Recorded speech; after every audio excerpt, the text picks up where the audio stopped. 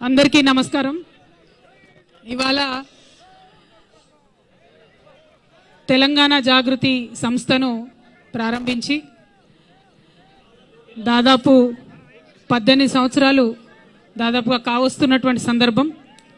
2006లో బయటకు వచ్చి సంస్థను ప్రారంభిస్తే ప్రతి ఉద్యమ సందర్భంలో ప్రతినిత్యం తెలంగాణ ప్రజలకు వచ్చినటువంటి ఏ అంశమైనా కూడా చాలా బలంగా తెలంగాణ ప్రజల గొంతుకగా తలలో నాలుకలాగా ప్రతి ఇంటిలో ఆడబిడ్డలాగా బతుకమ్మ ఎత్తినా బోనం ఎత్తినా వారి సంబరంలో సంబరంలాగా వారి దుఃఖంలో దుఃఖంలాగా కలిసి ఉన్నటువంటి సంస్థ తెలంగాణ జాగృతి సంస్థ। తెలంగాణ జాగృతి సంస్థ పుట్టింది ఇద్దరు వ్యక్తుల యొక్క స్ఫూర్తితోని।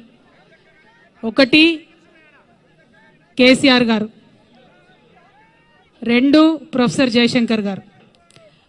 కేసీఆర్ గారు తెలంగాణ రాష్ట్ర సాధన కోసం ఉద్యమించినటువంటి సందర్భంలో మాత్రమే మలిదశ తెలంగాణ ఉద్యమంలో మాలాంటి వాళ్ళందరం కూడా తెలంగాణ రాష్ట్ర అవసరాన్ని ఏర్పాటును గుర్తించి ముందుకు వచ్చి తెలంగాణ ఉద్యమంలో పాల్గొనడం జరిగింది।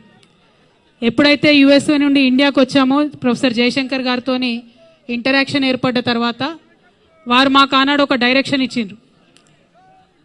రాజకీయ రంగంలో కేసీఆర్ గారు అద్భుతంగా తెలంగాణ ప్రజలకు కావాల్సినటువంటి అంశాలన్నీ కూడా వివరిస్తూ ఉన్నారు, ముందుకు తీసుకెళ్తూ ఉన్నారు।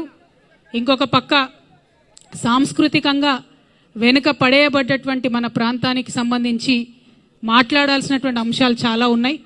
ఒక పక్క రచయితలు మాట్లాడుతున్నారు, ఇంకొక పక్క గాయకులు ధూమ్ధామ్ పేరుతో విజృంభిస్తున్నారు।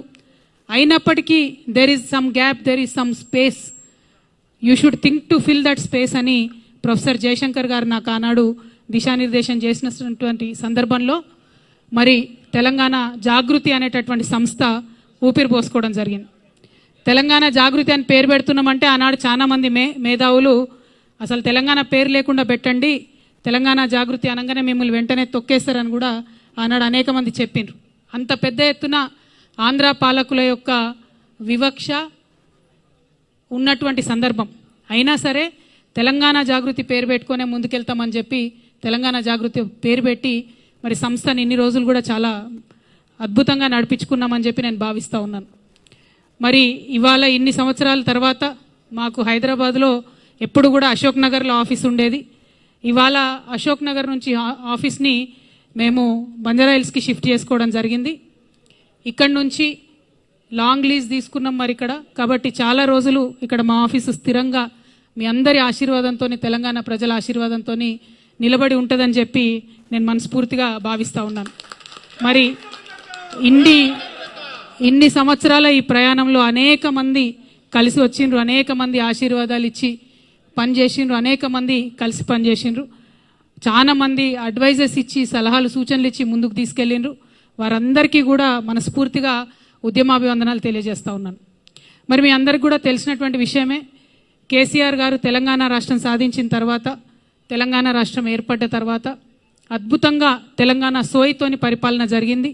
మేము తెలంగాణ జాగృతి సాంస్కృతిక రంగంలో ఏ చిన్న కార్యక్రమం అడిగినా ఏ చిన్న అంశం డిమాండ్ చేసినా మాకు నిమిషాలలో జీవో వచ్చినటువంటి సందర్భం। చాకలి ఐలమ్మ గారిది ఉదాహరణకు అధికారికంగా చేయాలి అంటే ఒకటే సెకండ్లో జీవో వచ్చినటువంటి సందర్భం। మిషన్ భగీరథకు సగరుల ఆరాధ్య దైవమైనటువంటి భగీరథ పేరు పెట్టడం అన్నది మేము అడగకుండానే కేసీఆర్ గారు మాకు ఇచ్చినటువంటి వరం। అట్లా ఏ ఒక్క అంశం తీసుకున్నా సేవాలాల్ మహారాజ్ యొక్క జయంతిని అఫీషియల్గా ప్రభుత్వం నుంచి చేసిన ఏకైక ప్రభుత్వం కేసీఆర్ గారి ప్రభుత్వం భారతదేశంలో।